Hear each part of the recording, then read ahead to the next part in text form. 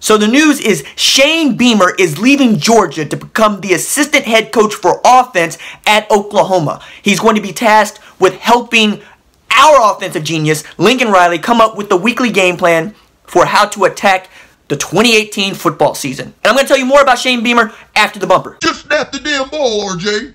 What's up, kinfolk? It's RJ Young. I am not on a step mill. ESPN's Chris Lowe reported former Georgia assistant Shane Beamer is moving to Norman. He's going to help coach the offense, but one of the things I think is spectacular about this hire is Shane Beamer was the special teams and tight ends coach for Georgia. Yes, the same Georgia that beat us in the Rose Bowl. And for all of us who've been asking about what is Jay Boulware doing on special teams and whether or not we should just go to get a new special teams coach, I think this covers all those bases too, which is kind of awesome. Also, yes, Shane Beamer is the son of legendary Virginia Tech coach Frank Beamer, which means that Beamer Ball is coming to Oklahoma. Yes, please. Beamer also took a really cool photo with his mom after winning the SEC championship and posted to Twitter saying, "I'm so glad that my mother was able to see me win a championship after being on the field for so many other championships."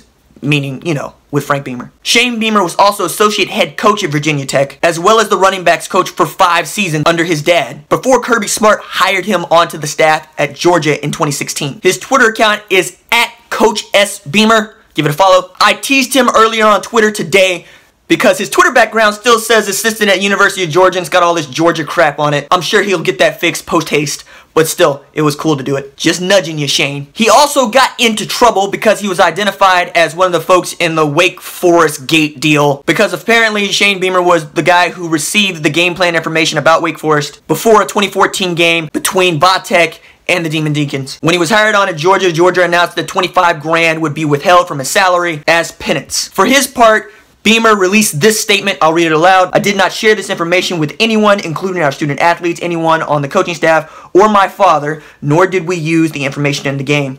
I realize I made a serious mistake in judgment by accepting the information and failing to notify officials at Virginia Tech of the communications.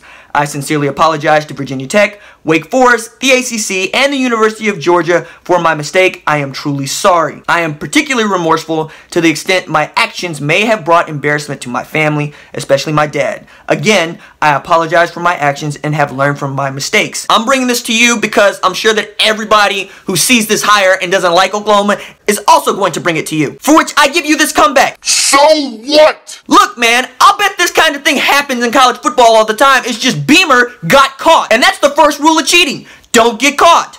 Now, I don't condone cheating because I don't like to think that I need to cheat or anybody that I would root for needs to cheat. But it seems like it became this really public brouhaha for which Shane Beamer was at the middle. You should know about it because people are going to bring it to you. He paid his penance. We're moving on from it. Obviously, the folks at Georgia and the folks at Oklahoma aren't worried about it. But I'm sure Texas fans, Oklahoma State fans are going to bring it to you.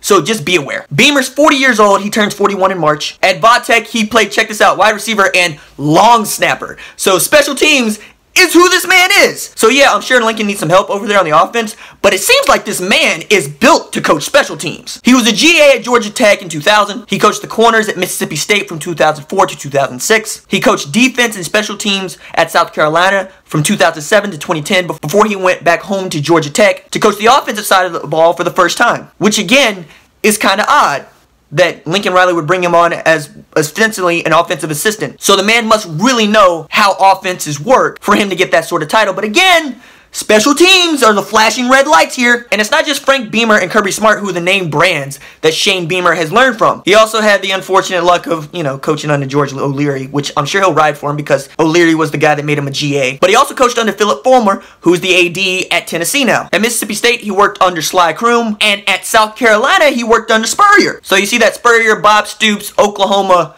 connection there. He was the running backs coach when David Wilson won ACC Player of the Year and was an All-American and set the school's single-season rushing record. And seeing as we value running backs greatly at Oklahoma, it's nice to have that kind of guy who's going to have one eye on the offense and probably one eye on the running backs themselves. For our purposes, you should also know that super agent Jimmy Sexton is his agent. Jimmy Sexton's client list includes Nick Saban, Hugh Freeze, Jimbo Fisher, Rex Ryan, and Frank Beamer. He told the Daily Press of his head coaching ambitions, and I'm going to quote here, I feel better prepared to be a head coach with the roles that I've held over the years rather than if I'd just been an offensive coordinator. I've coached offense and defense in the SEC. I've been a recruiting coordinator. I've been a special teams coordinator. I've been an associate head coach. By no means am I comparing myself to Urban Meyer or Dabo Swinney, but neither one of those guys were an offensive coordinator or defensive coordinator. So he's very much following a plan he set for himself up until this moment. This is new for him. Now, has he got a coordinator role? No.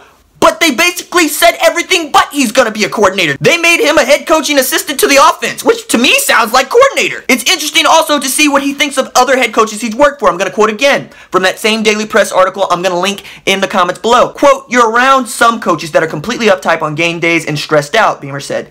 "Players feed off of that. Coach Spurrier was the complete opposite. He's a fierce competitor, but on game day, he was very loose, very relaxed, very confident, and his teams played that way." Then he talked a little bit about Sly Croom. I'm going to quote here again.